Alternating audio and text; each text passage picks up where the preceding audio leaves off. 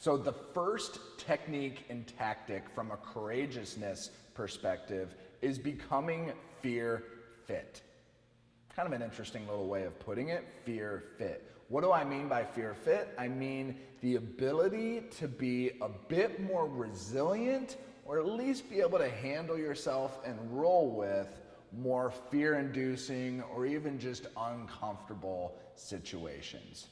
And the reason why we want to be fear fit is if you're able to deal with progressively more difficult or uncomfortable situation, that's going to allow you to show up in other situations that it might also be challenging, ambiguous, difficult, and also being able to respond in a positive way to those. So as you think about, we're really trying to strengthen the muscle of dealing with the uncomfortable.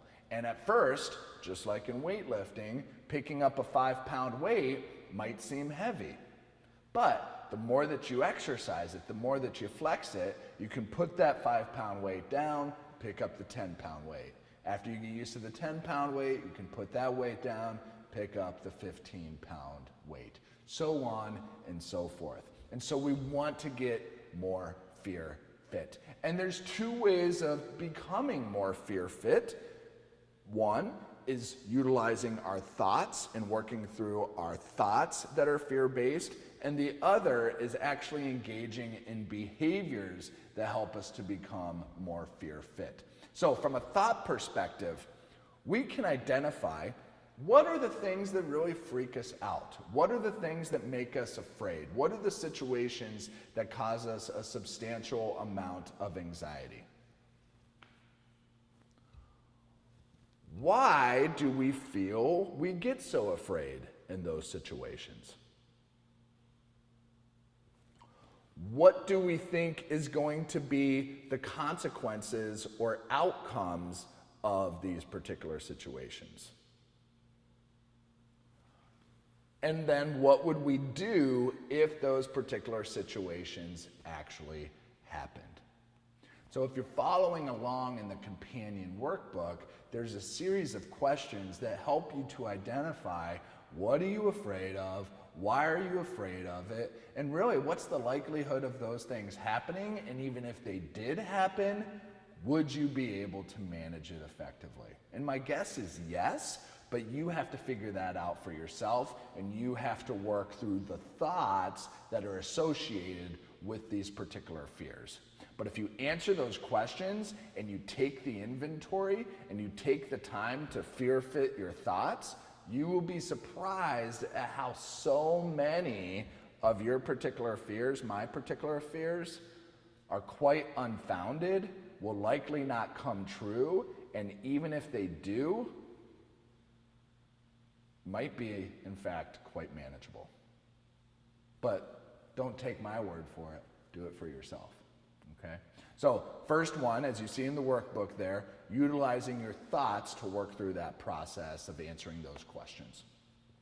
The second piece of this is our behaviors. So, though I can imagine picking up a 5-pound dumbbell, and then picking up a 10-pound dumbbell, and then picking up a 15-pound dumbbell, if I really want to strengthen my arm, eventually I'm going to actually have to pick them up and lift them. So the second piece of this is behaviors.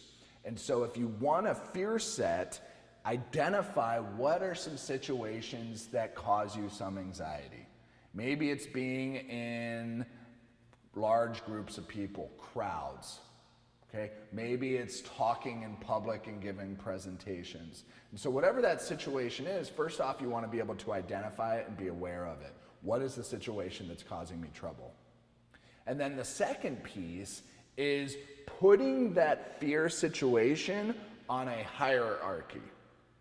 So in the world of public speaking, going with this example, what would be the least anxiety or fear-inducing situation that I could public speak in?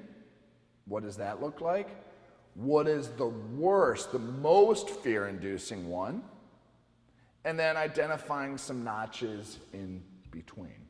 So the expectation isn't that you're just going to go up to this 10 difficulty level and go and give a keynote or your own YouTube video or a TED Talk. That's not the expectation. It's quite the reverse, is by identifying these other notches on the hierarchy, the continuum of difficulty, you can slide in the one that is the 5-pound version of it.